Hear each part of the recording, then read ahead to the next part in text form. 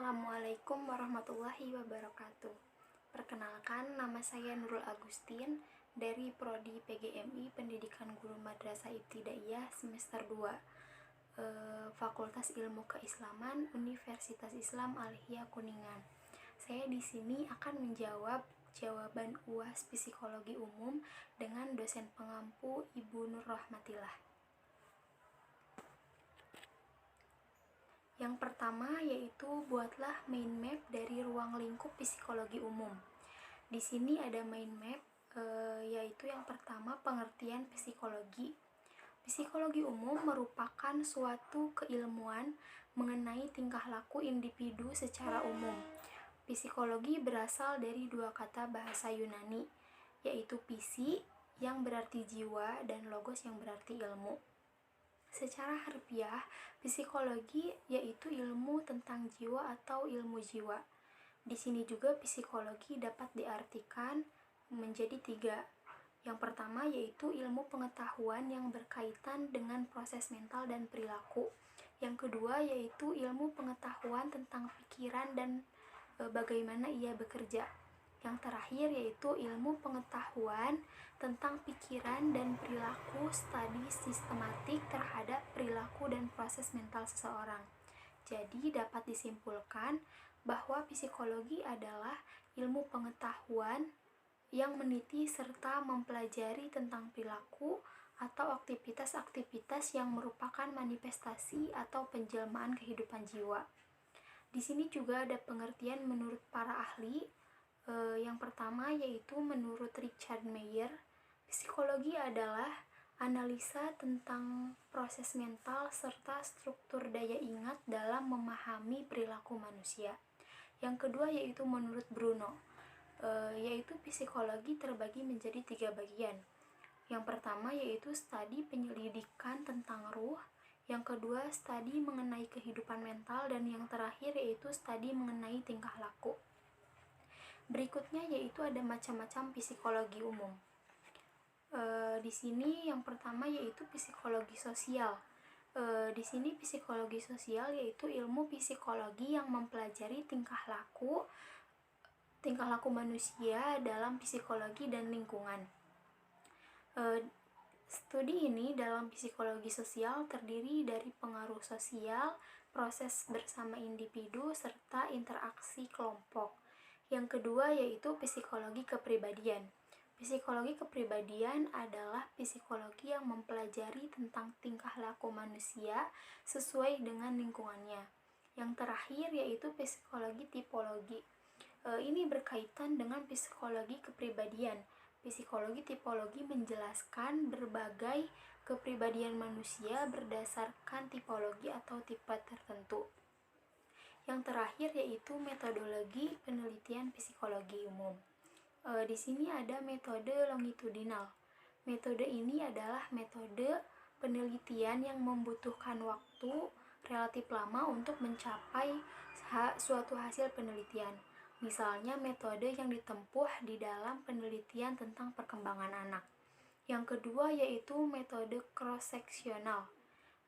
Metode ini adalah metode penelitian yang tidak menggunakan waktu terlalu lama di dalam mengadakan penelitian. Yang ketiga yaitu metode introspeksi. Metode ini adalah metode penelitian dengan melihat peristiwa-peristiwa ke dalam dirinya sendiri, atau psikologi tersendiri yang mengamati gejala-gejala tertentu. Berikutnya yaitu ruang lingkup psikologi umum.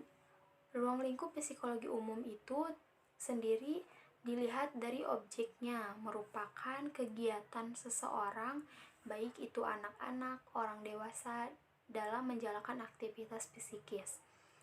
Di sini psikologi umum mencoba mendefinisikan dan menguraikan sesuatu hal yang sifatnya umum, misalnya mempelajari sifat dan kewajiban manusia orang dewasa, atau sekadar mengamati perilaku orang gila, mempelajari orang yang mengalami abnormalitas, dan masih banyak lagi.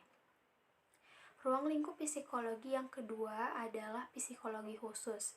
Psikologi khusus adalah ilmu jiwa yang mempelajari sifat khusus, misalnya ilmu yang mengamati sifat unik yang ada di dalam diri manusia. Misalnya mengamati orang yang berusia semakin sekian tahun dengan jenis kelamin apa. Sebenarnya ada banyak yang termasuk ke dalam ruang lingkup psikologi khusus ini. Berikutnya yaitu ini soal yang kedua, yaitu proses mental. Di sini saya memilih motivasi. Motivasi di dalam ilmu psikologi perkembangan memang akan sangat dibutuhkan, dan dalam hal ini juga berkaitan dengan sebuah pemberian dukungan kepada seseorang yang sedang mengalami masa di mana dirinya tengah terpuruk. Untuk itu, contoh proses mental di dalam psikologi perkembangan yang satu ini memang sangat dibutuhkan. Psikologi motivasi adalah bidang psikologi yang melakukan studi tentang motivasi. Motivasi adalah proses internal dalam diri manusia yang mengarahkan terciptanya perilaku yang bertujuan. Motivasi dapat dilihat sebagai dorongan yang menggerakkan terjadinya tindakan atau perilaku dalam berbagai bidang kehidupan manusia, seperti dalam belajar, bekerja, maupun berkompetensi olahraga. Terciptanya motivasi merupakan hasil dari proses interaksi, kondisi internal dalam diri seseorang, kebutuhan-kebutuhan individu yang meminta untuk dipenuhi, dan tujuan eksternal yang terjadi sebab seseorang melaksanakan suatu tindakan. Motivasi dapat membantu masalah-masalah kemanusiaan, khususnya terkait metode untuk menggerakkan seseorang melaksanakan suatu perilaku yang dapat mensejahterakan diri dan lingkungannya, seperti perilaku belajar siswa dalam lingkungan pendidikan untuk mencapai prestasi belajar yang optimum, perilaku bekerja karyawan dalam lingkungan kerja untuk mencapai prestasi kerja yang optimum, perilaku berkinerja atlet dalam sebuah kompetisi untuk sebuah prestasi untuk mencapai prestasi olahraga yang optimum, dan perilaku beragama umat beragama dalam lingkungan komunitas beragama untuk mencapai tujuan-tujuan keagamaan. Selanjutnya yaitu bagaimana kepribadian manusia terbentuk.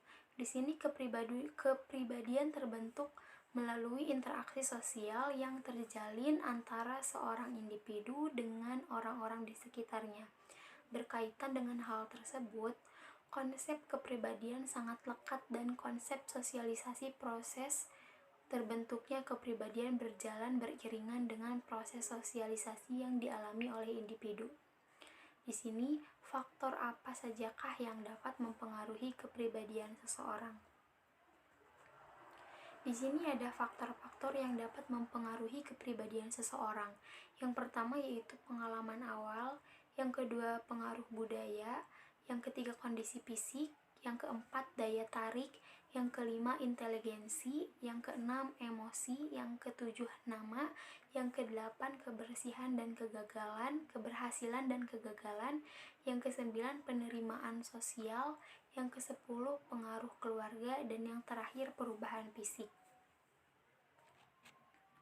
Mungkin cukup sekian yang dapat saya sampaikan, kurang lebihnya mohon dimaafkan.